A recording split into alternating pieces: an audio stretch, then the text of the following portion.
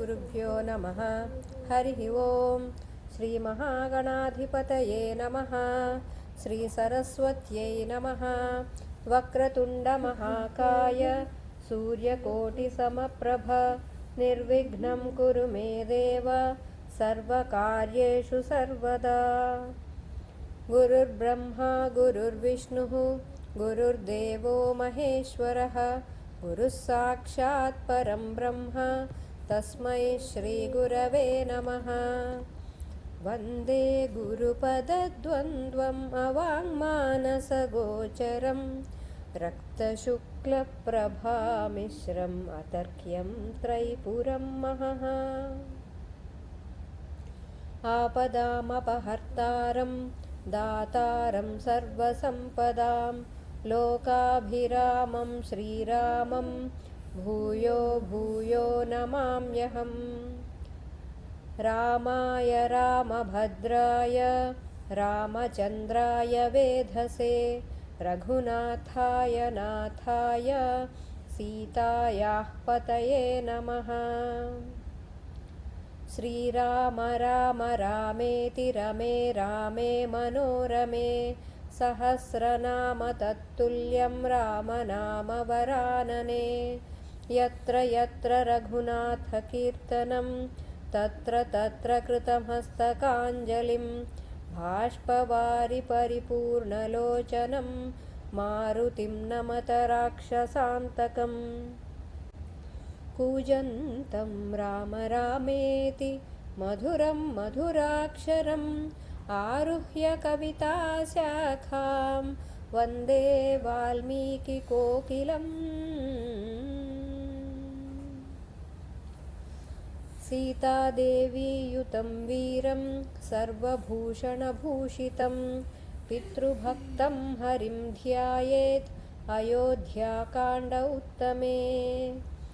श्रीराम जय राम जय जय राम श्रीराम जय राम जय जय राम श्रीराम जय राम जय जय राम। श्री हनुमान जय जय हनुमान श्री हनुमान जय जय हनुमान श्री हनुमान जय जय हनुमान श्री हनुमान जय जय Hanuman. Jai Shri Rama everyone. Last session we covered, like we are in Ayodhya Kanda. Obviously we covered how the sinful hunchback lady, who is known as Manthara, okay, she poisoned the mind of the queen Kaikeyi. Okay, we are going to imagine, we are going to go through stuff. We will come across these kind of people in our life a lot. Okay, there are several things we are learning from them. Let us not talk in between, Vitthal. Let us not talk. Let us talk in between. No. Honey, let us talk. Rama. Okay. So we are going to continue from there, and I want you to. The sinful hunchback, now she fully misguided the queen. She even gave the idea, right?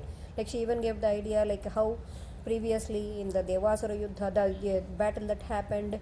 Okay, you are the one who navigated the chariot, and then you nursed him back to health and all when he fainted, and then he went and fought again, and then at that time he gave you the boons. So you asked for those kind of boons in the form of, first one being Bharata getting anointed, Bharata becoming the king, okay, with the same accessories that has been brought for Rama's Pattabhisheka, and also the second one being Rama going to the forest to the Dandaka forest. That also, even Dandaka forest is mentioned there, okay, for 9 years and 5 years, and every time these numbers will be a little like this and like that. We will talk about it, why it could be like that later. Okay, why is it coming like that in the verses? I am just giving you the meaning along with how we should understand it. We are talking in that way. So the simple hunchback, she fully misguided the queen, right? Now she was lying down on the floor like a Kinnara woman. I told you, even she went to a place called Krodhagara. There is a room one can stay, which is properly equipped with different kind of stuff, but she was on the floor only, not even having a cloth that is spread on the floor and all. Just like that, she was on the bare floor, because generally kings and queens, nobody, people who have money, or generally according to rule, People should not sit on the bare floor like that. They have to have something and then sit on it. That is the reason why that is also even mentioned. And there are other stuff also that they do to tell us. At the same time, because of that, we will know about our dharma also. Okay. Now she was lying down on the floor like a Kinnara woman pierced with a poisonous shaft. I told you, Kinnara woman meaning there are different kinds of divine beings, Kinnaras, Kimpurushas, and then what do you say, Gandharvas. There are like different stages of being of divinity. Think of it like that. And that proud lady in her mind, okay, she had her plan of action very well planned, and as she was astute like that, she globally unfolded. Sorry, 1 second, please. 1 second. Vithal, please don't disturb. She gradually she gradually unfolded everything to Manthara, like she was planning. Now the king is going to come like this, I am going to say it like this, and slowly after this, when he comes to this stage only, then only I will reveal. Like that, they are discussing the plan among them. Okay, after coming to a definite conclusion, then maybe Manthara might be suggesting something, and Manthara said, no, go like this or something like that. So she was listening to it carefully and following. Oh, yeah, I will do it like that only. Like they were planning very carefully, and then after coming to okay, this is how it's going to be like that. After coming to a definite conclusion, she heaved a sorrowful, heated sigh, like a sigh, like oh, like that, you know. Like Nagas are also a kind of divine beings. Okay, Nagas are like they come in the form of serpent also, and they can take human form also, and they can take any form at their will. If you remember in the Venkateswara Mahatmya when we talked about, okay, that lady, she could take any form at the will. We did not come to that stage yet, I guess. Okay, anyway, okay, she can take any form at the, we did, yeah, Akasha Rajas, like that. Anyway, Tondamana. Tondama, yes, we did, yeah. So yeah, so that is how the Nagas are, and she was looking like that Naga. But they compared her to Nagas because Nagas, they get very angry. Okay, their anger is shown, like they can be poisonous venom. Now poisonous venom is going to come out of her in the form of words, and it's going to hurt everybody, right? That is the reason why they compared it to Nagas. The sages, they do not compare just like that with anything. Okay, they have a reason when they are comparing it to somebody, and we need to know when to use what, which word to use for what context. So looking at these things, we learn that. So she heaved like Nagas, and now she was wretched, and she had been deluded by the advice of Manthara, because she is in the moha now, like she is not able to think clearly, and she pondered for a while. She is waiting for the king to come, right, for a muhurta time, like that. She pondered and about the path that would lead to her own happiness in that way. Now Manthara, who was friendly to the queen and always sought her welfare, because that is what Manthara thought. Manthara thought, for me, nobody else, only Kaikeyi. That is what her mind is like that. Okay, she could not think of what for everybody else, not like that. So, and she was highly pleased to hear the firm resolution of Kaikeyi. Now Kaikeyi is going to do the way I want to do, like that, and felt as though her desires were fulfilled. Okay, Manthara also felt like, okay, whatever I came here for, it's accomplished. Remember, Manthara, in Padma Purana, it is told that Manthara is one deputed by the Devatas in order to make Rama to go to the forest so he can do his Devata Karya. Never forget that. Have that in your mind. Now, that proud lady, she was lying down on the floor with frowning eyebrows. Okay, her eyebrows are frowned in this kind of shape now, and on one side the ornaments and variegated lot of flower garlands and all they wear, right? Generally they keep in their hair, and they wear whatever, all of those things, they were scattered. They were adorning the floor. We talked about this also. They were actually looking like they were decorating the floor with like the stars are adorning the sky. In that manner they were like that. And as she was lying down there in that Krodhagara with soiled clothes, or with a black colored cloth or like that, and fastening her hair into a single braid. This is another thing. You will come across this in Sundarakanda also. In Sundarakanda also we will come across that Sitamma, she is wearing one braid. Single braid means, okay, somebody is in sorrow. In order to indicate somebody is in sorrow, they wear a single braid. Okay, generally married ladies, they are actually supposed to wear two braids. That's what that I know. That is okay. So no, I am not. What I mean to say is no. That is the traditions that are followed. Generally, in those days, like in Lalita Sahasranamam also, we'll come across that Lalitamma wears 3 braids like this: 1, 2, 3, and then join them to wear it like that. Okay, I do not know how to wear 3 braids. That's why. Anyway, and married ladies generally they wear 2. It's very difficult with this guy. Anyways, please be quiet. Please be quiet. So she was looking. నాకైతే అది చుట్టలేదమ్మా. I know. Not many people have that much hair. Okay. Okay. She fastened and Really now? please be quiet. You haven't gotten a haircut in 20 years. You have enough. Please be quiet. Now she was looking like a Kinnara woman deprived of energy. She was looking like that. Now the Maharaja, now if you remember, Daśaratha was doing what? He is one way, one thing is he ordered Vasishtha went and did that. Okay, he was doing that. And then Maharaja was discussing with counselors, remember that. And after that he asked Sumantra to go and tell them, and then I will only go tell Kaikeyi because I should be the one telling her. Like that he thought, because he loves her a little more than other wives, for that reason. And the Maharaja, he issued orders for all arrangements of the Pattabhisheka of Sri Rama, and he retired to his private apartments. Now he is going to the private apartments, where like in the palace there will be maybe different buildings for everybody. Okay, like that. So now he thought that the installation of Sri Rama had been proclaimed only that day. That day only they told, right? In the morning they decided. He called all of them, and then he talked to all of them. All those things happened, and now he is making his way to the Gynesium. It is said that Kaikeyi's Gynesium or Antahpura. Okay, that means inner quarter. Gynesium. That's the word that is invented for that. No, I'm not spelling it for you. You can look here. Okay. So that Gynesium or Antahpura, internal more palace sort of thing. Okay, Kaikeyi's is supposed to be the most excellent one. So we are going to walk through that, and I want you to imagine it. First of all, the highly illustrious king, he entered the excellent home of Kaikeyi, even as the moon would enter the sky overcast with white clouds. It's like that. Okay, the sky is overcast with white clouds, and the moon is entering into the white clouds. Now remember what's going to happen to Daśaratha. We know all of that now, right? So the moon, when it enters into the clouds, it won't be visible anymore, and it will be like eclipse, like that, right? So like now he is entering into it like that, in the presence of Rahu. When the lunar eclipse is going to happen, generally lunar eclipse happens because of the shade of the planets Rahu or Ketu. It's the same planet, if it goes this way or this way. That's what I will tell you later. We will talk about Rahu Ketu later. Okay, now lunar eclipse sign, he looked at like something this is going to happen. Okay, ominous. So the palace was crowded with parrots and peacocks and also crownja birds like cranes and the swans. There are a lot of different kinds of birds there, and it was also noisy. It's like evening only. This is happening a little, not completely night, a little nightfall like that.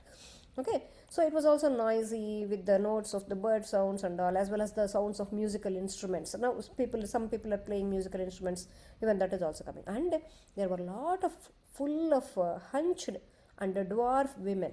Okay, they are all servants. Okay, generally the servants will be like that. Okay, full of hunched and dwarf women, and also full of abundant outdoor gardens. There were so many outdoor gardens in Kausalya's palace, of course, and even Kaikeyi's palace also, full of a lot of abundant outdoor gardens. And there were a lot of Ashoka and Champaka trees there, and many picture galleries were also there, and there were raised seats made of ivory, silver and gold. Okay, ivory, gold, and like that were outside in the parks, in the gardens, like that. Okay, and there were a lot of different kinds of varieties of food, snacks and different drinks of various kinds also. Now he is going inside.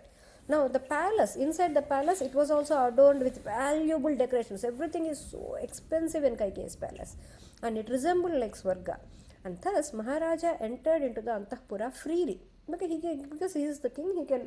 He can enter into the Antahpura freely. So he entered into the place where the royal bed will be there. Okay, but he could not see Lady Kaikeyi on the excellent bed. Generally during this time she will be sleeping. Okay, that is what is supposed to happen when Mandara woke her up and took her there, right? Anyway, so Maharaja, he could not find his beloved wife anywhere. So somewhere in his mind, he has a little doubt that how Kaikeyi would receive this news. And moreover, he also felt that Sri Rama was raised by Kaikeyi also from his childhood. So she should feel happy if he told her personally. That's the reason why he did not. But since his manas, sometimes your manas tells you some things are off like that. So, but he did not pay attention to that. He was feeling a little off, but he did not pay attention to that. He called, Kaikeyi, where are you, Kaikeyi, like that. There was no reply from inside. Like he looked around, nowhere, nothing. He felt unhappy. What happened? This never happened before, that Kaikeyi was not there to answer. And also, he never found that bedroom deserted. Nobody was there in that bedroom. Generally, somebody will be there attending her or something like that. There was nobody. So, he did not see it that way before. And he, without knowing that, in his mind, he did not think of her like a selfish lady. Now, that selfish lady who was keen to achieve her own interests, as he was not aware of that, he came out, and there was a doorkeeper who is known Pratihari, doorkeeper, female doorkeeper, of course. She was there, and she bowed to the king. And the king asked him, where is the queen? The king asked her, where is the queen? The lady doorkeeper, with joined palms, she did namaskara. She did namaskara and said, Maharaja, right now the queen is not in this area, in this palace. Highly enraged, wearing a soiled black saree, she went to the Kopagruha. She went to a different kind of place, Kopagruha, where she can stay angry like that. The king now, he felt greatly troubled in his mind. He thought, why did Kaikeyi go to Kopagruha? So far, he has never seen Kaikeyi go to that angry chamber. It's like angry chamber. Recently, she did not go. In even recent days after Rama is born, he had never seen her going there. Okay, and she went, maybe before long time back she might have gone. He felt more agitated and confused to hear the report of Pratihari meaning the female gatekeeper. Okay, and now the aged king, he hurriedly left to Kopagruha, because that is the next task he was supposed to do. So he went there. That place was not well lit. It was a little dim, and it had very, very small lamps. It's not bright and all. The celebrated emperor, he found Kaikeyi. He went into the room. He found Kaikeyi lying down on the floor in the Kopagruha. The sinless and aged king, he saw his young wife, who was dearer to him than his very life. He loves her too much, actually. And she is harboring a sinful resolve. Inside her mind, there is a very bad kind of thought, sinful kind of thought going on. But she was lying on the ground like a creeper, violently torn to pieces, or fallen like a fallen devata, or like a Kinnara woman who was pushed from her loka. That is how, when he looks at her, that is how he is feeling. Or an apsarasa that fell from the Swarga, or like a Maya that got ruined, or a deer caught in the trap. So many comparisons sage Valmiki gives us. Such a beautiful simile. That's what we can say. And he felt like seeing her was like a male elephant, how a male elephant would feel when a she elephant is pierced with a poisonous shaft by a hunter. Okay, that is how he felt. He felt so sad looking at her like that. And he stroked her. He actually stroked her like that. And who possessed eyes resembling lotus petals. I told you, she is very beautiful lady. And he felt very distressed, and lovingly with his hands he stroked her. And the king was greatly alarmed to see her in that manner. What happened? The king lovingly said, I do not suspect that you are angry towards me. Okay, did anyone say anything bad to you? Did anyone treat you with disrespect? Are you not feeling well? Devi, why are you lying down in this dust, which causes a lot of agony to me? When you are lying down like this, it makes me sad. As long as I am alive, who can show disrespect towards you? And if anybody does that, will they be alive? No. There are so many skilled physicians and all that were pleased by me. Before, we have physicians, generally they don't get much sick and all. But they give physicians a lot of money, because that they're supposed to be paid like that. So I have been giving them money, giving them salaries and all. They are pleased by me in every manner. So shall I arrange to call them? Shall I ask them to come? Oh, proud lady, describe your ailment. What is the problem that you have? Are you having a stomach ache or a leg ache or a headache? Because if you remember, I told you she has been tying something around her head also. Okay, like that. So you have cloth tied around your head. Maybe it is a headache. Did you want to offend anybody, or who offended you? What happened? Why are you like this? Who should be rewarded today, or who should be given severe punishment, or like what is it that you want? Okay, do not conceal what is there in your mind. You should not torment your body like this. Oh, glorious lady, you just say yes. Okay, just say yes. I will kill those who do not deserve to be killed. Look, the love he has towards her. Even I will kill those who do not deserve to be killed. Or shall I let go of someone who deserves to be killed? Okay, should I do this or that, like that? If you want me to give wealth to those who do not have any wealth, I shall do so. I will give them. If you are angry towards a very rich one, I will make them into a pauper. Whatever you want, lady, like that. I can do all these things myself, and those who work under me, who are under my control, we are all under your control. Like that, he is saying to Kaikeyi. Whatever it is that you want, I shall achieve it even at the cost of my life. Okay, remember how Kaikeyi told, for you he will jump into fire. He is like that only. That's why she told like that. Okay, I shall achieve it at the cost of my life. Please tell me what is on your mind. I am capable of achieving anything. I can do anything for you. You should not have any kind of doubt about that. I swear by all the good tasks that you do. Now he is going a little bit more. Till now he came to one extent. Okay, I will do whatever you want, like that. Now he is swearing. He is starting to swear. Okay, I will swear on all the good tasks, like all the yajnas or whatever, and all the punyas that I did. Okay, I shall do whatever is pleasing to you. Now he is getting there at that point. Okay, and now the entire earth, on which sunlight falls, is under my control. The entire earth is under my control. The prosperous lands of Dravida, Sindhu, Sauvira, Saurashtra, Dakshinapatha, Vanga, Anga, Magadha, Matsya, the prosperous Kashi, Kosala, all the kingdoms, everything on the earth is under my control. The abundant riches, the food grains, the goats, the sheep, etc., everything is mine only. O Kaikeyi, ask me whatever you seek out of your mind. With your mind, whatever you want in your manas. Okay, you want this. Okay, I want Spain, Madrid, whatever you want, I will give you all of that. Okay, O Kaikeyi, ask me whatever you seek out of your mind. Oh, timid one, why are you scared? Timid one, he is saying here, because maybe she is scared that if he might say no, like that. So do not feel like that. What can you gain by torturing yourself like this? You are lying down on the floor and torturing yourself. Oh, fair one, please get up, please rise. Okay, oh, tell me, Kaikeyi, from where did this fear come to you? Okay, I shall drive it away as the sun dispels the mist. You know, when the sun comes out, the mist will go away, right? Like that, let me drive away your fear. Thus, Kaikeyi, now she felt comforted when he started swearing on the virtues he had. Okay, the punyas that he did, because when he does that, he cannot go back. Okay, he did it. So she became ready to torment her husband further with her unkind proposal now. Now we are going on to the 11th Sarga. Now Kaikeyi, now she started speaking atrociously to the king, who has a lot of love towards her. He has a lot of love. Okay, but she is misusing it in this context, but everything is for a divine purpose. Don't think in a bad manner.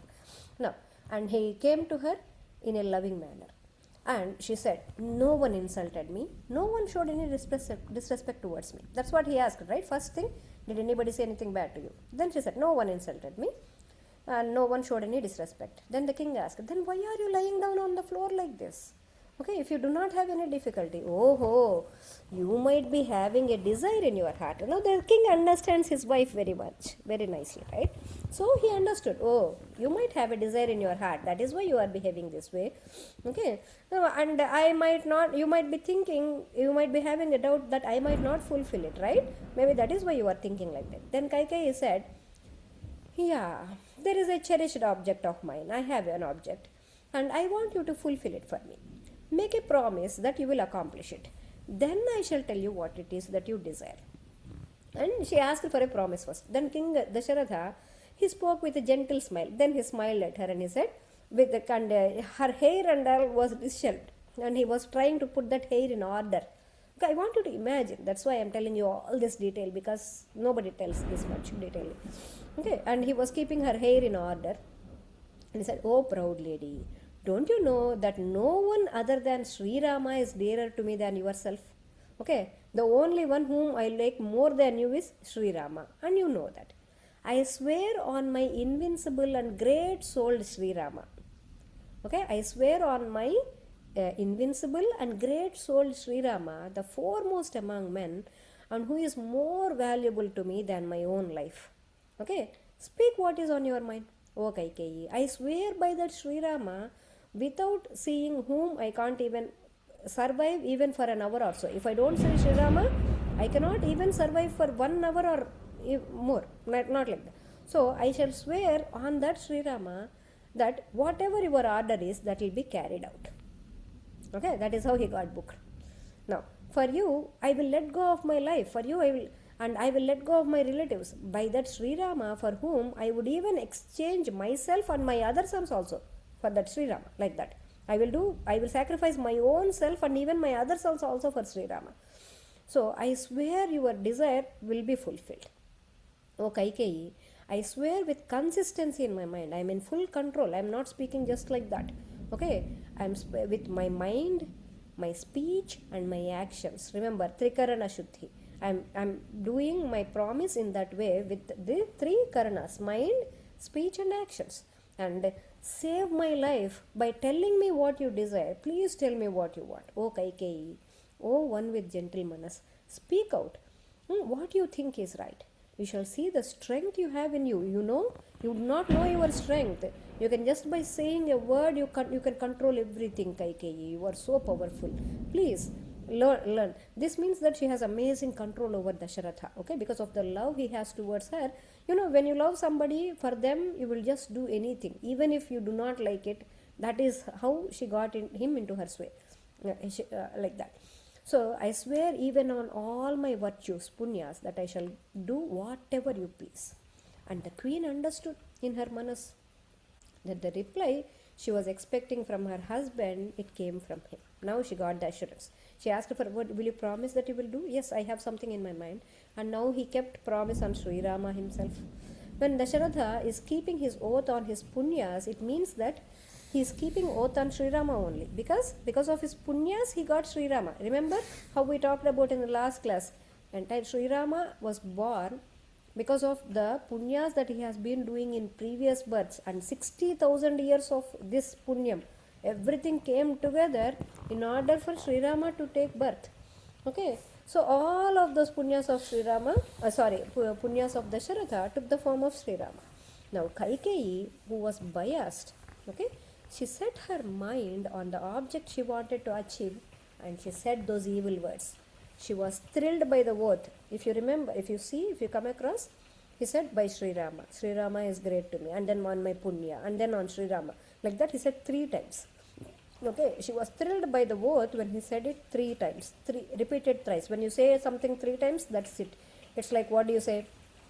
It's like the forever bond, like that. And she gave out her terrible intention, as terrible as death standing at his door. "Now, O king, as you are making this kind of oath and telling, now look at her, how she is talking.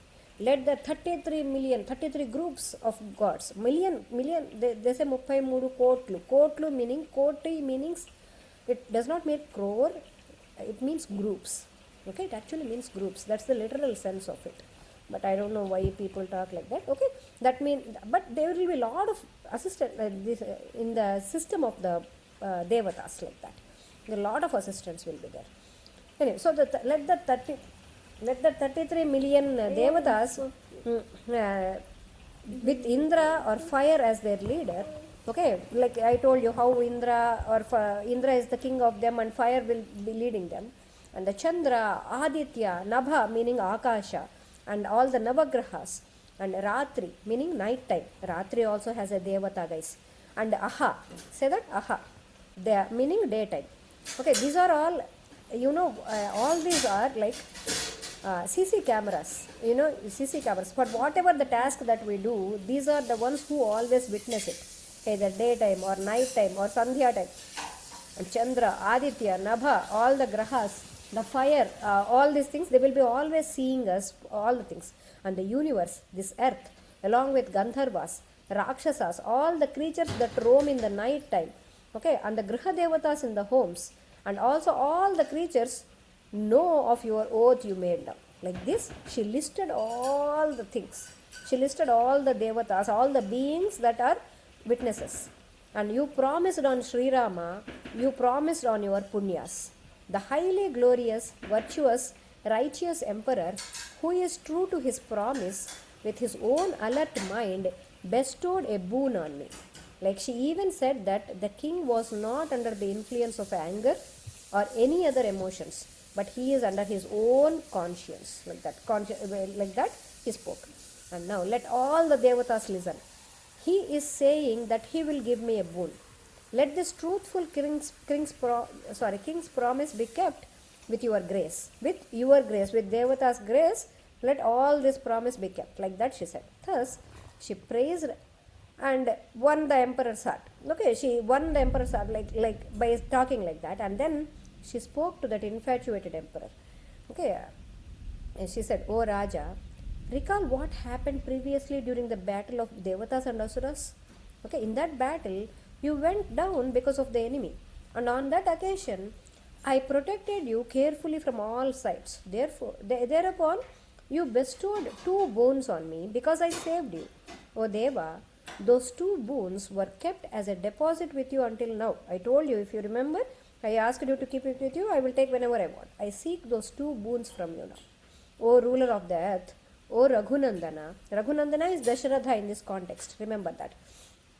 Okay? If after swearing on your virtue, you actually sweared on your virtues and all, that you will grant them.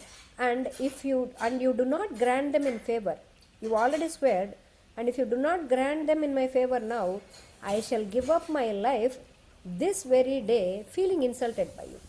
Okay, this very day I am going to give up my life. If you promise me, you are going to go back on that.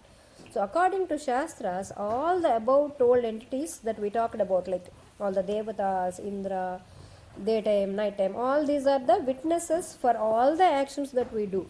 We might think that other person is not doing it, but always these things will be watching us, and they will make note of whatever bad we did, and we are going to go through the consequences because of that reason. Anyway, now the king completely came under the control of Kaikeyi with these words, similar to how deer will get into trap for its own destruction. Like that, king also came under the complete control of Kaikeyi. Now she spoke to the infatuated king, who was ready to grant the boon. O ruler of earth, O Deva, you should grant the boons you offered me. I shall now specify them. Listen to my words. With all the arrangements you made for the Pattabhisheka of Sri Rama, let Bharata be installed. O Deva, the time has come for the second boon that you gave me with love during the battle of Devatas and Asuras. Sri Rama should live in Dandaka forest wearing clothes made from tree barks. Okay, here we can say clothes made from tree plant fibers, like you can take cotton. Like generally they wear always silk clothes, right? That's the reason why making made of plant fibers, nara cheral. And then wearing jatas meaning matted locks. And he should live like an ascetic for 9 and 5 years. Okay, for 9 years and 5 years. 9 plus 5 makes it 14 years. Yeah. Why is it 14? I can say 14, but in the shloka it is mentioned as 9 and 5. Okay, maybe they have a yajna rahasya in them. Generally, when these numbers are mentioned, they will have some kind of a mantra rahasya or yajna rahasya embedded in them. That is why we are talking like that only. Okay, every time it will come in different combinations actually. And she said that because it is difficult to, why did she suggest the forest? Because Sri Rama went to Dandaka forest because of the reason towards the, like she said 9 plus 5, and she even mentioned the Dandaka forest, right? That is the reason why Sri Rama went to Dandaka forest. Okay, even though he stayed someplace else in different places during the time, we will come across that. We will know when and all. But remember this, okay? So she thought it is difficult to stay in the forest. That's why she said that. Now she's saying again, let Bharata have to become Prince Regent without any opposition. There should not be any kind of opposition for Bharata. So this is my most cherished desire, and I want to say I want to see that Raghava has to go to the forest today itself. Okay, you are the king of the kings, and you have to be true to your promise. You have to stay true to your lineage, your conduct, as well as your birth. Look, so many things are there when they are related to. Okay, we will come across lot more discussion regarding this topic in Ramayana itself. Okay, we are not just touching and going. We are trying to learn in detail. So generally, those who are bound to truth, okay, those who protect their dharma, following their lineage, conduct, and those whose wealth is tapas, they will never go back on truth. This is the real statement that is from Vedas that she gave. Okay, because she is also very knowledgeable. What she told, again listen to that one more time. Generally, those who are bound to Satya, I told you, Satya has lot of things associated to it, lot of properties. One is saying truth, the other one is saying it in a nice manner, the other one is not trying to cause harm to others. That is one thing, but at the same time saying with three things at the same time, and whatever they say has to happen. That is the Satya. Okay, whatever they say, they has to happen. So the entire lineage is bound to truth. So to protect their dharma, following their lineage and conduct, and those whose wealth is tapas, Daśaratha also did lot of tapas. Okay, they should never go back on truth. Like that, she said. Okay, that is where the 11th sarga ends. So we will start with the next sarga also. Okay, now Maharaja, he heard these cruel words of Kaikeyi. He is like, he did not know how to react. He became sorrowful. He fell down and he's like, he fainted. Okay, Vithal, get up. Okay, he fainted. And then he suffered great agony for a while. For a muhurta time, he could not even, agony, yeah. Now he thought, what is this? Can it possibly a dream or a confusion caused by my mind? Or was it a vivid imagination? Did I have a very long dream without any disturbance of the mind like that? Did I have a very detailed thing? Why is this lady who never spoke in this manner speaking in such a manner to cause obstacles? Why is she talking like that? He reflected, he thought in that manner. And then the king could not understand what it was at the moment. What did I hear like that? And thus he experienced the pain of the atrocious words spoken by Kaikeyi, and he regained consciousness. Okay, and then he felt tormented again. No, he could see her lying down there. That is what she told. He understood this is truth only. So he was distressed and felt uneasy, similar to that like deer feels at the sight of tigress. When the deer sees the tigress, it knows that it's going to be dead. In that manner, he was looking at that. He was seated. Now he was seated on a bare floor, and he began to sigh like a venomous serpent fixed on a charming spot with magic spells. You know, generally what happens is, I know elders will know. I'm talking for the kids. Generally, people, they control serpents with mantras. They actually chant some mantras, and they make snakes locked in place with that mantra shakti. The snakes cannot move when that mantra is chanted. Okay, such is the power of those great mantras. Now, Daśaratha is also looking like that kind of snake which is locked with mantras, which is not able to move at all. He was looking like that. And now, such is the king said, oh, what a pity. Chi, like that he went. And the deluded king, he fainted with his manas drowned in sorrow. He faints here so many times that you cannot even imagine. Like, this is the, from now onwards, that is how it would be like that for him. And now he regained consciousness after a long time. And then he was greatly distressed, and now he is angry. And he spoke to Kaikeyi as though he could burn her with his glow. He is so enraged that he could, till now he was like, I will do anything for you. Okay, I will lose my life also for you. He was talking like that. Now he is talking in his anger. Oh, cruel woman with wicked conduct. He never spoke these words to her at all. Oh, cruel woman with wicked conduct. Oh, one who is bent upon destroying the lineage. You are going to destroy my lineage. What wrong did Sri Rama or I do to you? What did we ever do to you? Oh, wretch. Okay, Raghava always treated you in the same manner he did his own mother. He treated his own mother. For what reason are you trying to bring ruin to him at this time? You who are similar to a highly venomous female serpent, you have been staying in my house for my own destruction in the form of a princess without my knowledge. Without knowing, I kept you in my house. When the entire living creation praises Sri Rama for his excellent qualities, for what offense should I abandon him to my beloved son? For what is the reason? What is the offense that he committed that I have to abandon my beloved son? I can let go of Kausalya, Sumitra, even my wealth and also my very life. But I would not part with Sri Rama on any account, who is very fond of his father. And I get supreme delight when I see my eldest son. Okay. When I don't see Sri Rama, I lose my consciousness. One can survive in this world without sun, okay, or without food. I can also survive without sun or without water. However, in any case, I cannot continue to live without in this body without Sri Rama. I cannot. This shows the Vatsalya Bhakti he has. Vatsalyam meaning the kind of love that parents or gurus they have towards their children and the Sishyas. That kind of love is known as Vatsalya, and at the same time it is devotion also, because it is towards Paramatma. We call it Bhakti. When the love is towards Paramatma in any form, it is called Bhakti only. So this is some kind of devotion that Daśaratha has, is Vatsalya Bhakti. So now he said, "O lady with sinful resolve, therefore give up your sinful resolve." Remember this. He is always asking her to change her mind. "I even touch your feet with my head.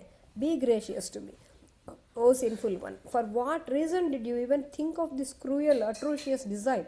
How did you come up with this plan? Are you really this angry with me? Are you this much angry with me?" Daśaratha, one side he is scolding, one side he is threatening, and one side he is pleading. He is using all kinds of manners because he is emperor. He knows how to talk to people. He is expert in all of that. He is not a mere this kind of human being. He knows so many things. Okay, and we have to see in this context that he never said, "Whatever you say, he never said that, "Whatever you say, I am going to do the Pattabhishek of Sri Rama at any cost." He did not say that. He is only trying to change her manas. Okay, but not saying that he would ignore her words. He did not. Why is that so? Because he is not trying to fulfill the desires of Kaikeyi. She is asking for the boon he once promised to Kaikeyi. He wants to keep his word that he gave previously. He has to, because that is his duty, that is his dharma. Hence, he is trying to change her manas itself. Okay, if she changes her manas, then he can be free of that. He can be on that satya, and his promise will not be broken, and his lineage will not suffer because of the thing that he does like that. So that is the greatness of Daśaratha's character. We should never try to find fault with Daśaratha here, because he is speaking to her in that way because he is bound by that satya, by the truth, like that. Now, no one in Ikshvaku lineage asked for now he is telling again, no one in Ikshvaku lineage asked for this kind of desire so far.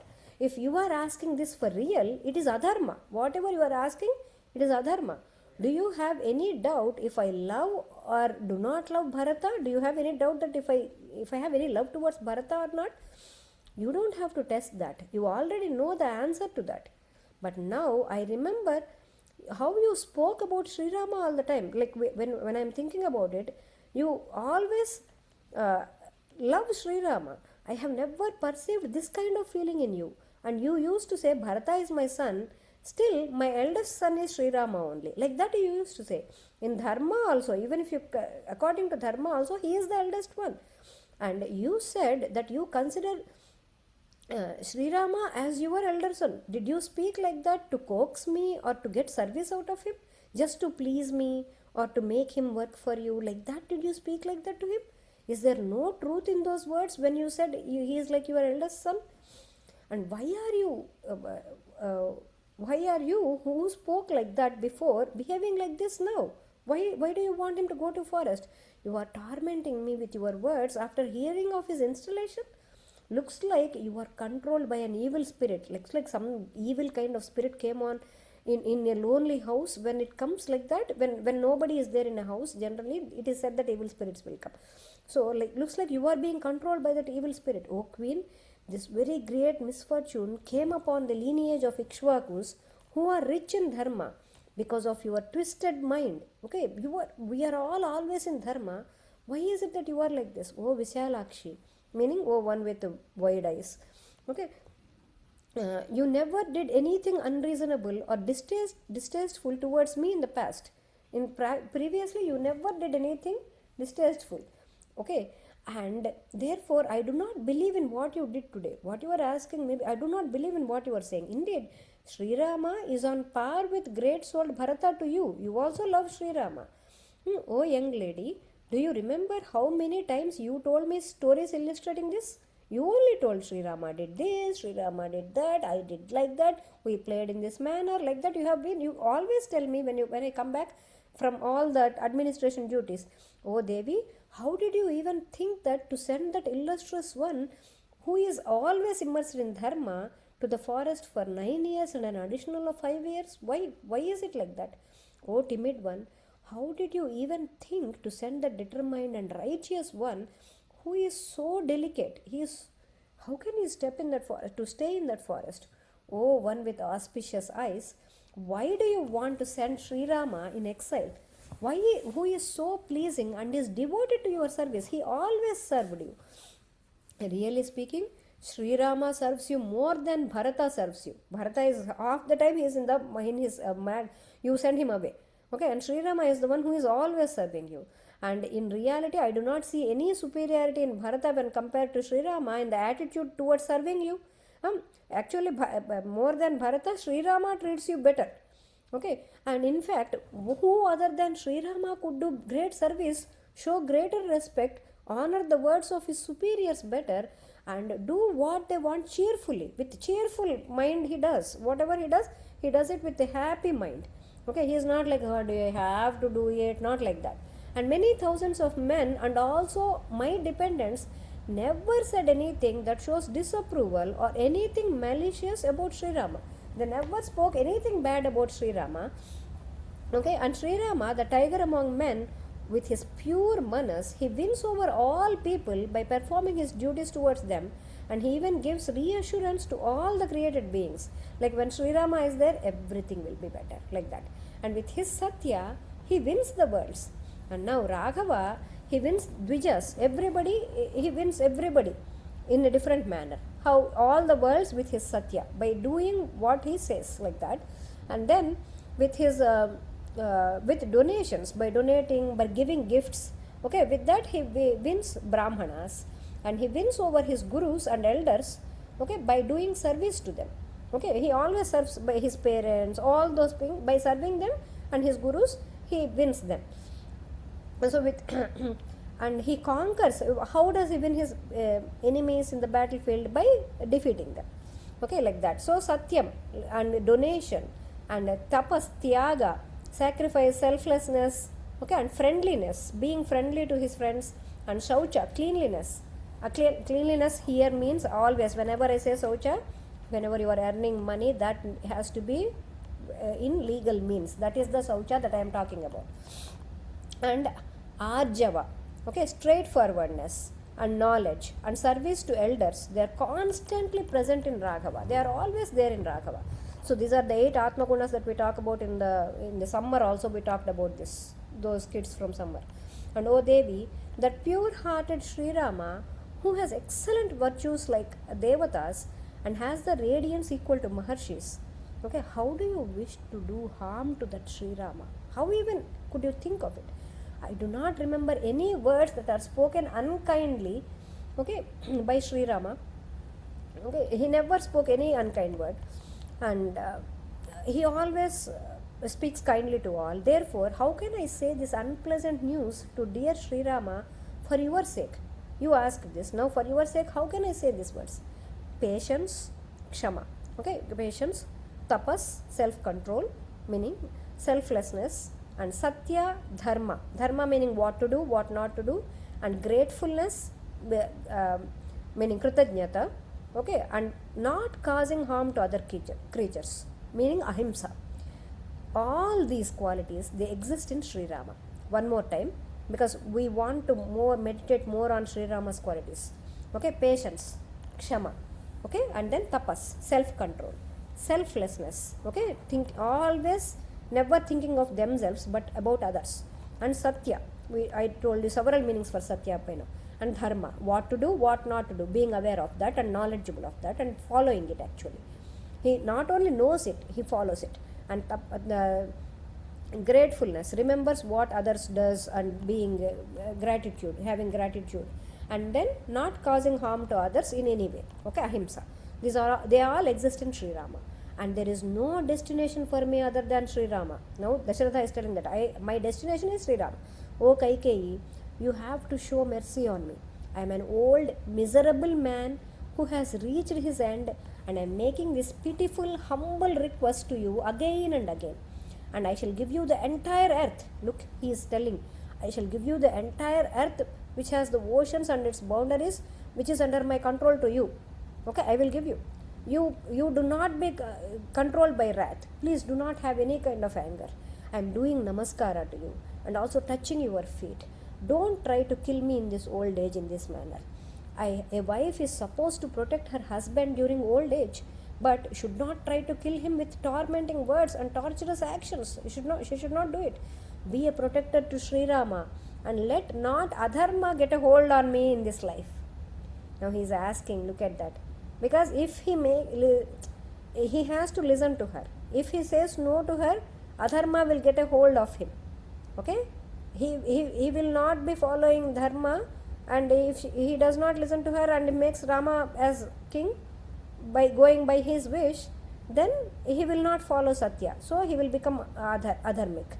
That is why he is going through a lot of mental struggle because of that reason. He has been doing this for 60,000 years. Such a pity.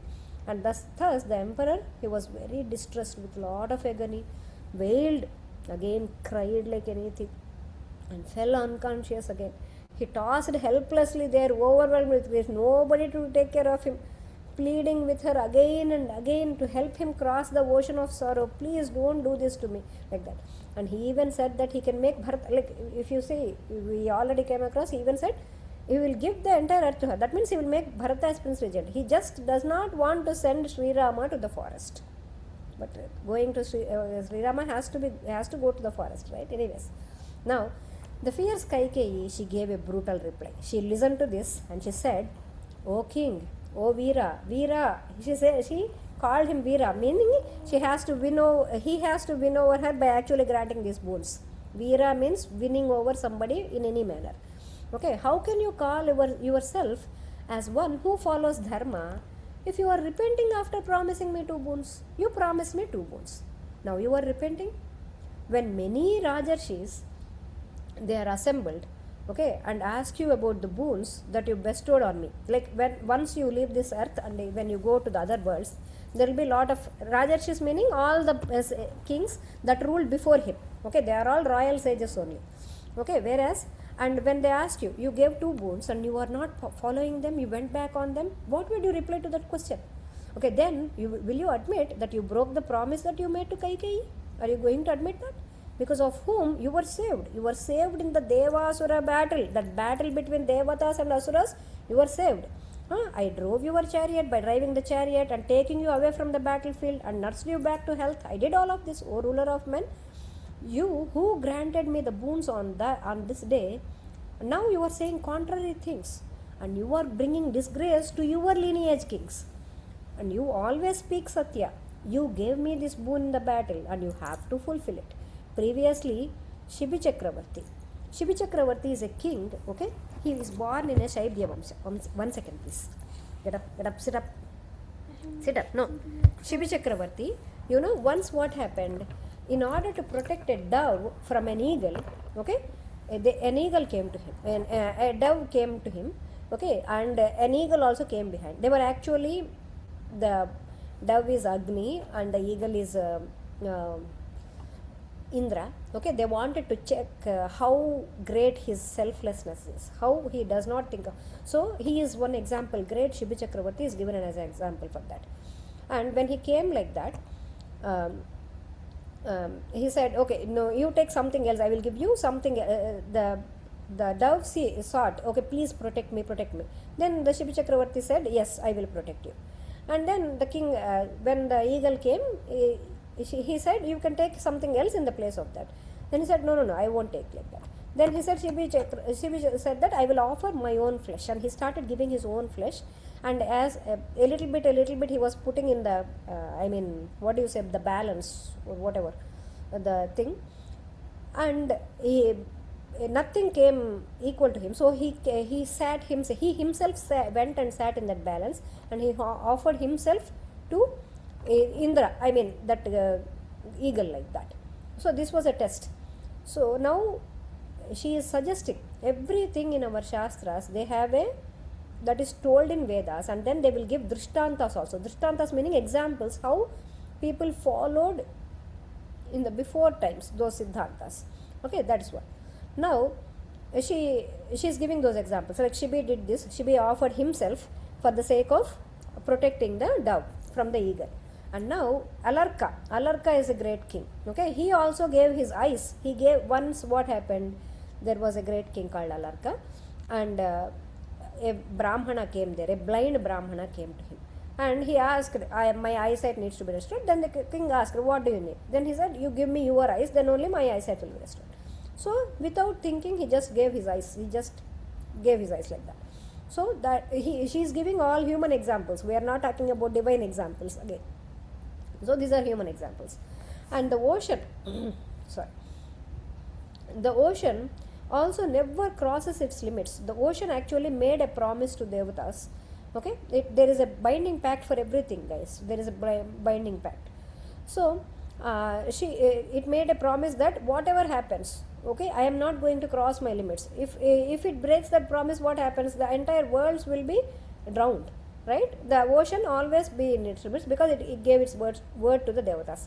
So importance in all these three stories: Shibi Chakravarti story, Alarka story, or ocean story. The thing is, they gave their word and they kept their word. Okay, that is the importance. So the ocean, keep the conduct of your ancestors in mind and do not violate the promise. And you also let go of Sri Rama like that only. So now I understand that you want to let go of Dharma and install Sri Rama on the throne. I am understanding that with your attitude. That is what I am understanding. You want to let go of your Dharma. You don't care if your Dharma goes away. Okay, and want to enjoy with Kausalya eternally. Now he is bringing Kausalya also in. Oh, evil-minded one. Now she is speaking to king like this. Oh, evil-minded one, whatever you promise me, whether it is righteous or unrighteous, it is dharma or adharma, I don't care. And whether the promise you made to me was in good faith or a mere hoax. What is it? So there is no going back on that. Okay, if Sri Rama is installed, I shall die by taking Kalakota poison. That means very, very acute, that kind of poison, okay, in front of you. I shall not agree to Kausalya Devi being royal mother. If I see Kausalya accepting the greetings with joy and palms, even for a single day, I would prefer death to that. And I swear to you by Bharata as well as by myself that I am not going to be satisfied by anything else other than banishment of Sri Rama to the forest.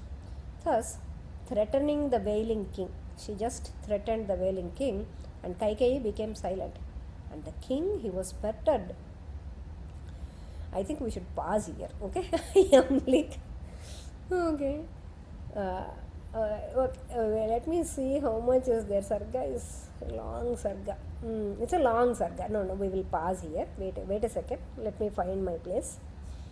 And I will pause there. The king. So Kaikeyi spoke in very, very rude manner. Don't worry. Don't get all. I know it is really painful when we listen to this stuff. It's very difficult. It's even difficult to sleep also. That happens. But everything will be fine. This because Rama has to go. Rama, there is nothing bad to find about Rama that they can banish, right? And Rama is Paramatma.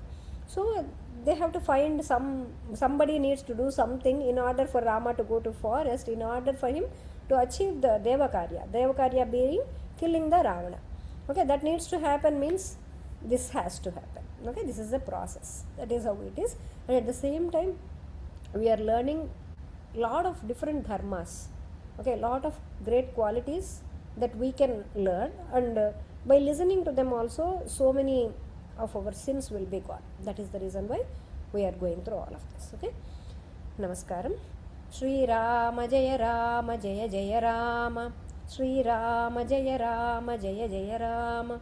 Shri Rama Jaya Rama Jaya Jaya Rama. Shri Hanuman Jaya Hanuman Jaya Jaya Hanuman. Shri Hanuman Jaya Hanuman Jaya Jaya Hanuman. Shri Hanuman Jaya Hanuman Jaya Jaya Hanuman. Shri Hanuman Jaya Hanuman Jaya Jaya Hanuman. Shri Rama Sharanam Mama. Shri Rama Sharanam Mama. Shri Rama Sharanam Mama.